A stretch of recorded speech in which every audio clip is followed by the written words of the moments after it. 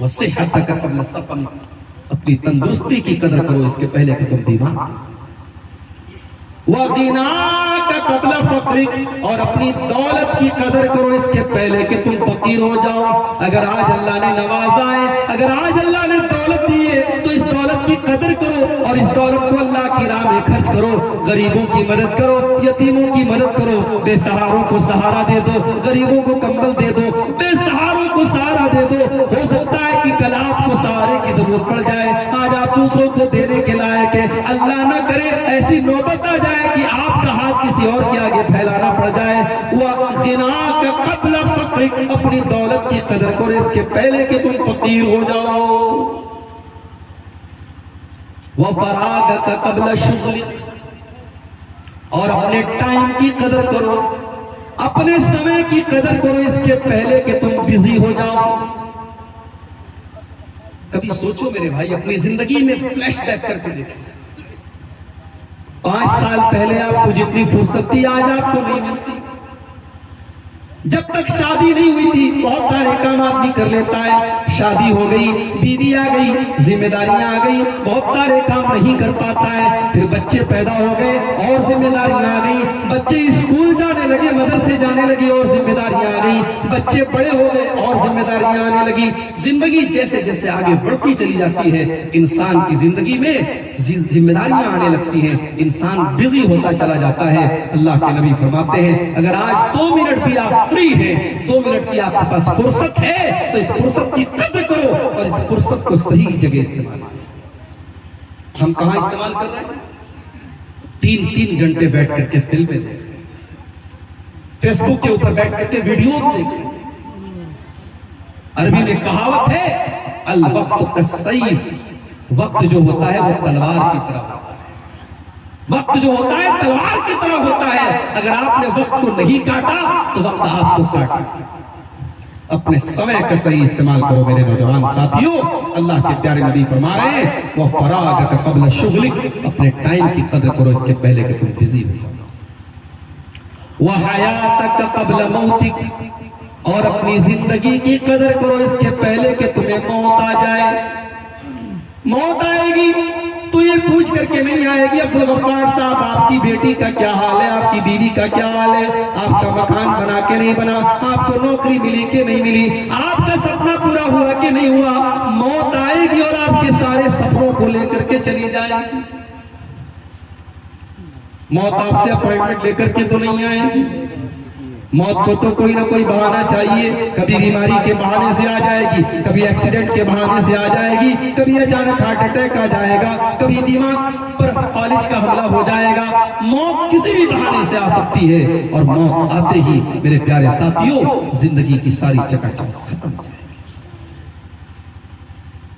اسی لیے اللہ قرآن میں کہتا ہے حَتَّى إِذَا جَاءَ أَحَدَهُمُ الْمَوْتُ قَالَ رَبِّ ارْجِعُونِ، میرے بندو جب موت کا ٹائم آتا ہے، جب بندے کی موت کا ٹائم آتا ہے تو بندہ کہتا ہے کہ اے میرے پروردگار مجھے ایک موقع تو اور دے دے، مجھے ایک بار تو دنیا میں واپس بھیج دے، لعلی اعمل صالحا، اے اللہ میں وعدہ کرتا ہوں اگر تو مجھے دنیا میں بھیجے گا، میں نماز نہیں پڑھتا تھا 5 ٹائم کی نماز پڑھوں گا، اے اللہ میں زنا کیا کرتا تھا اب کبھی زنا نہ کروں گا، اے اللہ میں شراب پیا کرتا تھا اب کبھی شراب کو ہاتھ نہ لگاؤں گا، اے اللہ میں قرآن کی تلاوت کبھی نہیں کرتا تھا، اے اللہ میں بہت قرآن پڑھوں گا، لعلی اعمل صالحا، اے اللہ میں وعدہ کرتا ہوں کہ تو ایک بار مجھے واپس بھیج دے، میں نیک عمل کروں گا، میں تجھے راضی کرنے والا عمل کروں گا۔ اللہ فرماتا ہے کلا انہا کلمۃ هو قائلها، میرے بندے تیری یہ خواہش کبھی پوری ہونے والی نہیں ہے، موت آ جائے، موت کا ٹائم آ گیا، اب تجھے دوبارہ دنیا میں نہیں بھیجا جائے گا، موت آ چکی ہے اب کسی کو دوبارہ دنیا میں نہیں بھیجا جائے گا۔ یہ جو کانسیپٹ ہے نا بالی ووڈ کی فلموں کی وجہ سے ہمارے یہاں آیا ہے، کوئی اگر آتم ہتیا کر لیتا ہے تو اس کی آتما بھٹکتی رہتی ہے، کسی کو کوئی قتل کر دے تو اس کی آتما بھٹکتی رہتی ہے، یہ سب فلموں کے اندر اور سیریلوں کے اندر دکھا کر کے ہمارا دماغ خراب کیا گیا ہے، کوئی آتما واپا نہیں بھٹکتی رہتی۔ انسان مر گیا اب اس دنیا سے اس کا کنیکشن ختم، اب وہ ایک اور دنیا میں ہے جس کو ہم قبر کی زندگی کہتے ہیں، جس کو ہم برزخ کی زندگی کہتے ہیں، اور وہاں سے کوئی ریٹرن دنیا میں نہیں آ سکتا۔ وہ کس حال میں ہے ہم نہیں جانتے، ہم کس حال میں وہ نہیں جانتے۔ تو اللہ کے نبی نے فرمایا کہ اپنی زندگی کی قدر کرو اس کے پہلے کہ تمہیں موت آئے۔ والعصر، زمانے کی قسم۔ اچھا، عصر کا ایک مطلب اور بھی ہوتا ہے۔ عصر کا مطلب ہوتا ہے عصر کا ٹائم، جب سورج ڈھل جاتا ہے اور آسمان میں پیلا پن آ جاتا ہے اور عصر کی نماز کا ٹائم شروع ہو جاتا ہے، اس ٹائم کو، اس سمے کو عصر کہا جاتا ہے۔ اب سوال یہ پیدا ہو رہا ہے کہ اللہ تعالیٰ اس ٹائم کی قسم کیوں کھاتا ہے؟ علماء کہتے ہیں کہ اس کے پیچھے بھی اللہ تعالیٰ کی ایک بہت بڑی حکمت ہے۔ اللہ تعالیٰ عصر کے ٹائم کی قسم کھا کر کے یہ بتا رہا ہے، جس طریقے سے عصر کا ٹائم آتا ہے تو لوگ دھیرے دھیرے اپنے گھروں کو جانے لگتے ہیں، مزدور اپنا کام ختم کرنے لگتے ہیں، کسان اپنا کام ختم کرنے لگتا ہے، دکاندار اپنی دکان کو لپیٹنے لگتے ہیں، بزنس مین لوگ دھیرے دھیرے اپنے گھر کو واپس جانے لگتے ہیں۔ جب عصر کا ٹائم آتا ہے تو اس بات کی پہچان ہوتی ہے جب سورج ڈوبنے والا ہے، اب دن ختم ہونے والا ہے، اے انسان تیری زندگی کی عصر کا ٹائم ہو چکا ہے، اے انسان تیری زندگی کا سورج کبھی بھی ڈوب سکتا ہے، کبھی بھی تیری زندگی ختم ہو سکتی ہے۔ اے انسان، جب بھی تو اپنے بستر پر رات کو سونے جائے تو یہ سوچ کر کے سویا کر کہ ہو سکتا ہے کہ وہ تیری زندگی کی آخری رات ہو۔ جب تو صبح کو اٹھے تو یہ سوچ کر کے اٹھ کہ ہو سکتا ہے یہ تیری زندگی کی آخری صبح ہو، تیری زندگی کی عصر کا ٹائم شروع ہو چکا ہے۔ اور بعض علماء کہتے ہیں کہ عصر سے مراد یہاں عصر کی نماز ہے۔ اللہ تعالیٰ عصر کی نماز کی قسم کھا رہا ہے۔ 5 ٹائم کی نمازیں، اور 5 ٹائم کی نمازوں میں سب سے اہم نماز عصر کی نماز ہے۔ عصر کی نماز بیچ کی نماز ہے، دن کی پہلی نماز فجر ہے، اس کے بعد ظہر ہے، اور بیچ میں عصر کی نماز ہے۔ 2 نمازیں رات میں، 2 نمازیں دن میں، اور بیچ میں عصر کی نماز ہے۔ اسی لیے اللہ کے نبی عصر کی نماز کو بڑی اہمیت دیتے تھے۔ اگر کسی کی عصر کی نماز چھوٹ جائے، اللہ کے نبی فرماتے ہیں فَكَأَنَّمَا وُتِرَ أَهْلُهُ وَمَالُهُ، گویا کہ اس کا مال خراب ہو گیا، اس کے اہل و عیال برباد ہو گئے، اس کی فیملی برباد ہو گئی، اس کا پریوار برباد ہو گیا۔ عصر کی نماز کا چھوٹ جانا بہت بڑا نقصان ہے۔ اللہ کے نبی کبھی جلدی کسی پر بد دعا نہیں کرتے تھے۔ جنگ خندق کے موقع پر جب دشمنوں سے لڑائی چل رہی تھی اور لڑائی کی وجہ سے اللہ کے نبی کی عصر کی نماز قضا ہو گئی، عصر کی نماز چھوٹ گئی، یہاں تک کہ سورج ڈوب گیا اور اللہ کے نبی کو مغرب کے ٹائم پر عصر کی نماز پڑھنی پڑی۔ اللہ کے نبی نے بد دعا کی، اللہ کے نبی نے کافروں کے اوپر بد دعا کی۔ آپ نے فرمایا مَلَعَ اللَّهُ بُيُوتَهُمْ وَقُبُورَهُمْ نَارًا، اللہ ان کے گھروں کو اور ان کی قبروں کو جہنم کی آگ سے بھر دے۔ شغلونا عن الصلاة الوسطى، ان کی وجہ سے ہماری عصر کی نماز قضا ہو گئی، ہماری عصر کی نماز چھوٹ گئی۔ تو عصر کی نماز بڑی امپورٹنٹ نماز ہے۔ اللہ تعالیٰ عصر کی نماز کی قسم، زمانے کی قسم، عصر کی نماز کی قسم، عصر کے ٹائم کی قسم، ان الانسان لفی خسر، زمانے کی قسم کھا کر کے اللہ تعالیٰ کیا بات کہہ رہا ہے؟ بے شک سارے کے سارے انسان گھاٹے میں، انڈیا کا انسان بھی گھاٹے میں، سعودی عرب کا انسان بھی گھاٹے میں، امریکہ کا گورا بھی گھاٹے میں، افریقہ کا کالا بھی گھاٹے میں، آدم علیہ السلام کی جتنی اولادیں، سارے کے سارے انسانوں کے بارے میں اللہ کہہ رہا ہے ان الانسان لفی خسر، بے شک سارے کے سارے انسان گھاٹے میں۔ مکیش امبانی تو اربوں کی سمپتی کے مالک ہیں، ٹاٹا اور اڈانی اور برلا تو کروڑوں اور خربوں کے مالک ہیں۔ اے اللہ کیا وہ بھی خسارے میں؟ فرمایا ان الانسان لفی خسر، بے شک سارے کے سارے انسان گھاٹے میں۔ میرے بندو، گھاٹا یہ نہیں کہ دنیا میں تمہارے پاس دولت ہے کہ نہیں ہے، دنیا میں تمہارے پاس رہنے کو مکان ہے کہ نہیں ہے، دنیا میں تمہارے بال بچے بچے سکھی اور چین سے ہیں کہ نہیں ہے؟ گھاٹا تو یہ ہے، نقصان تو یہ ہے کہ کل اللہ کی بارگاہ میں جب اللہ کی بارگاہ میں حساب و کتاب کیا جائے گا تو تمہارا حساب یہ نکلے، تمہارا انجام یہ نکلے کہ تم کو جہنم میں ڈال دیا جائے۔ یہ اصل گھاٹا ہے، یہ اصل خسارہ ہے۔ ان الانسان لفی خسر، اور سارے کے سارے انسان اسی گھاٹے میں ہیں جن کے اندر 4 چیزیں پائی جائیں ان کو چھوڑ کر کے باقی سارے کے سارے انسان گھاٹے میں ہیں۔ تو گھاٹا یہ ہے کہ انسان قیامت کے دن جہنم کی آگ میں چلا جائے۔ میرے پیارے ساتھیوں،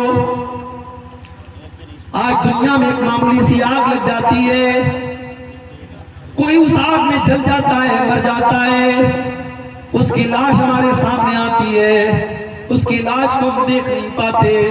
کمزور دل اور دماغ کا آدمی کسی جلی ہوئی لاش کو دیکھ نہیں سکتا، بہت سی عورتیں تو دیکھ کر کے الٹی کر دیتی ہیں۔ سوچو میرے بھائیوں، دنیا کی آگ سے ہم اتنا ڈرتے ہیں اور دنیا کی آگ میں کوئی جل جائے تو ہم دیکھ کر کے برداشت نہیں کر پاتے۔ اللہ کے نبی فرماتے ہیں نارکم جزء من نار جہنم، تمہاری دنیا کی آگ تو جہنم کی آگ کا ایک حصہ ہے۔ جہنم کی آگ تو دنیا کی آگ سے 69 گنا زیادہ ہے، 69 ٹائم زیادہ خطرناک ہے۔ دنیا کی آگ پیٹرول سے جلتی ہے، ڈیزل سے جلتی ہے، مٹی کے تیل سے جلتی ہے، لکڑی اور کوئلے سے جلتی ہے، لیکن جہنم کی آگ کس سے جلتی ہے؟ فرمایا وقودھا الناس والحجارہ، جہنم کی آگ تو انسانوں اور پتھروں سے جلتی ہے۔ کل قیامت کے دن جس کو اللہ تعالیٰ فَمَنْ زُحْزِحَ عَنِ النَّارِ وَأُدْخِلَ الْجَنَّةَ فَقَدْ فَازَ، جس کے بارے میں اللہ تعالیٰ یہ فیصلہ کر دے کہ وہ جہنم کی آگ سے بچا لیا گیا، اس کو جنت میں ڈال دیا گیا، وہی کامیاب ہے، وہی پروفٹ میں ہے، وہی فائدے میں۔ اور جو جہنم کی آگ میں چلا جائے گا میرے پیارے ساتھیوں، اللہ فرما رہا ہے ان الانسان لفی خسر، اس سے بڑا خسارے والا کوئی نہیں ہے۔ آپ لوگ تو کسان لوگ ہیں، کھیتی کرتے ہیں، کسان زمین کی جوتائی کرے، ٹائم پر بیج کو بوئے، زمین کے اندر جتنی محنت کرنا ہے ساری محنت کرے، اس کے بعد سیلاب کا پانی آئے، اس کی ساری کھیتی کو تباہ کر کے لے کے چلا جائے۔ سوچو اس کسان کو کتنی تکلیف ہوگی، اس کو اس بات کی تکلیف تو ہو ہی رہی ہے کہ اس کا کھیت چلا گیا، اس کو اس بات کی تکلیف زیادہ ہوگی کہ میں نے محنت کی تھی، میں نے بوائی کی تھی، میں نے جوتائی کی تھی، میں نے اس کھیت کے اندر اپنا کیپٹل لگایا تھا، میرا سارا کیپٹل برباد ہو گیا۔ میرے پیارے ساتھیوں، جس کے پاس ایمان نہیں، جس کے پاس توحید نہیں، کل قیامت کے دن وہ بھی خسارے اور نقصان میں ہوگا، اس سے زیادہ خسارے میں کوئی نہیں ہوگا۔ اللہ نے فرمایا قُلْ هَلْ نُنَبِّئُكُم بِالْأَخْسَرِينَ أَعْمَالًا الَّذِينَ ضَلَّ سَعْيُهُمْ فِي الْحَيَاةِ الدُّنْيَا وَهُمْ يَحْسَبُونَ أَنَّهُمْ يُحْسِنُونَ صُنْعًا۔ میرے بندو، سب سے زیادہ خسارے میں اور نقصان میں تو وہ لوگ ہیں جو دنیا میں نیکی کا کام کرتے تھے اور یہ سوچ کر کے کرتے تھے کہ ان کو ثواب ملے گا، مگر کل آخرت میں ثواب ملنے کے بجائے ان کی نیکیوں کو اللہ تعالیٰ برباد کر دے گا۔ ان الانسان لفی خسر، بے شک انسان کھاٹے۔ میرے پیارے ساتھیوں، آپ میں سے بہت سارے لوگ حاجی ہوں گے، جو حاجی نہیں ہے میں دعا کرتا ہوں اللہ ان کو بھی ایک بار حج کی توفیق دے دے۔ آپ نے عمرہ بھی کیا ہوگا، بہت سارے ایسے بھائی بھی ہوں گے جو 5 ٹائم کے نمازی بھی ہوں گے، بہت سارے ایسے بھائی بھی ہوں گے، ایسی بہنیں بھی ہوں گی جو ڈیلی قرآن کی تلاوت کرتی ہوں گی۔ میں ایسے بھی نوجوانوں کو جانتا ہوں جو رات میں بغیر تقریر سنے موبائل نہیں بند کرتے اور بستر پہ نہیں سوتے، علماء کی تقریریں سن کر کے وہ رات میں بستر پہ سونے جاتے ہیں۔ ایسے بھی نوجوانوں کو میں جانتا ہوں۔